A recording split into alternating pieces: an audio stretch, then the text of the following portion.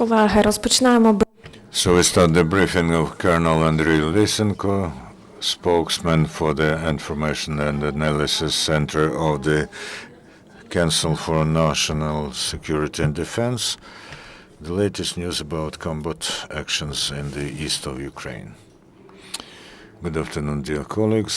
The situation in the anti-terrorist operation zone remains complicated. The Russian military and terrorists perform brazen attacks against the positions of our military units of armed forces of the Russian Federation after the demonstration of their presence, leave settlements and concentrate in forests and ravens.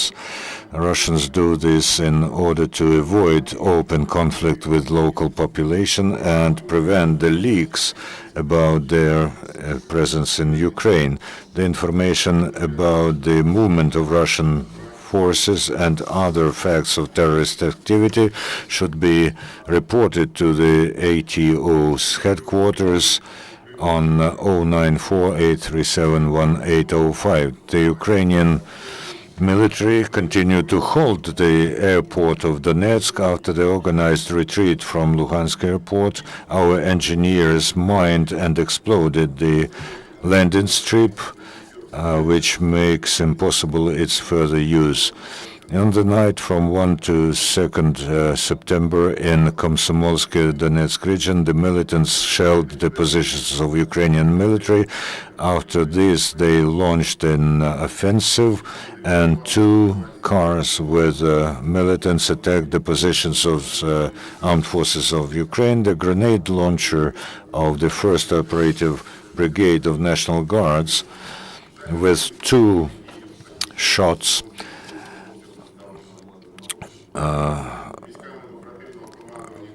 damaged the cars with militants and prevented the breakthrough of the enemy to the territory which is controlled by Ukrainian military.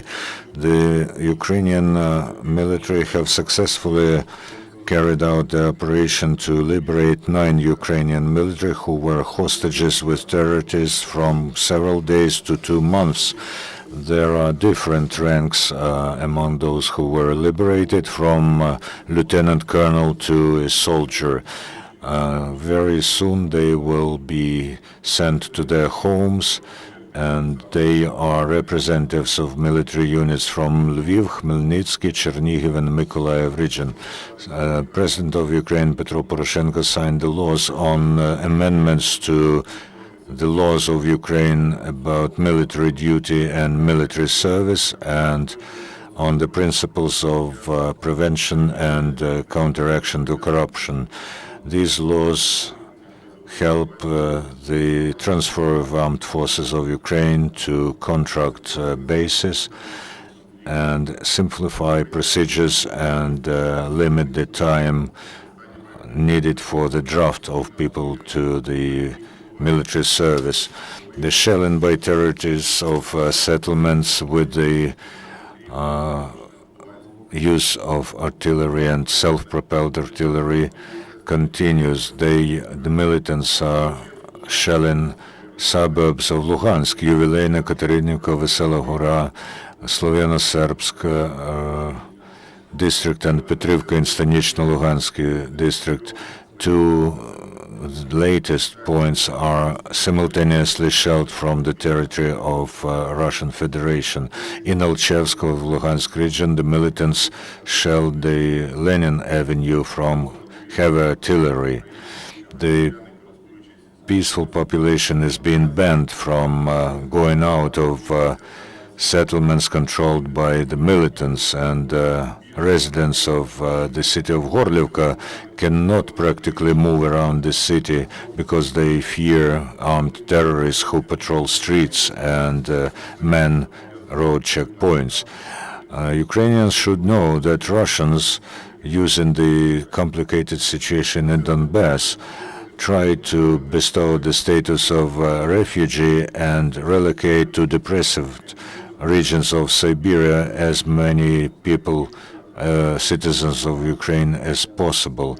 They issue Ukrainians not the migration card, but the document with the obligation to receive the status of a refugee. After this, they have been relocated to depressive regions of Ukraine. In the settlements seized by the armed forces of Russia, we see the lessening of activity and numbers of terrorists, which is probably connected to differences between the leadership of militants and Russian military command about the behavior on the controlled territory. The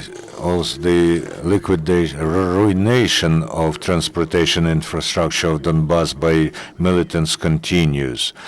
As the mayor of Mariupol, Yuri Khotlubey, said, today in Mariupol they complete the works on the reinforcement of road checkpoints and the entrances to the city. Local population, public activists, and representatives of industrial enterprises of Mariupol take active part in this. They provide special fortification elements from steel and also slabs in order to be placed on the positions of Ukrainian military around the city.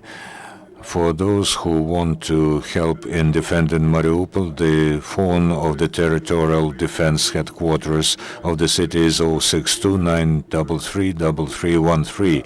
On the 2nd of September, the President of Ukraine met the General Secretary of the Council of Europe, Torbjorn Jagland. He emphasized that there are numerous proofs of the use of torture to peaceful citizens and military personnel who were detained by the militants.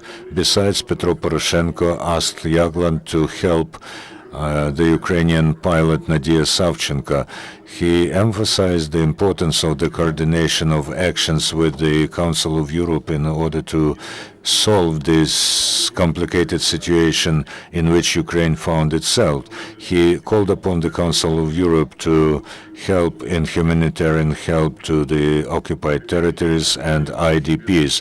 General Secretary of the Council of Europe called what is happening now in Donetsk and Luhansk regions and in the Autonomous Republic of Crimea a tragedy and expressed his full solidarity with the Ukrainian people. The Prime Minister of Australia said the Russian intrusion into Ukraine is the act of war.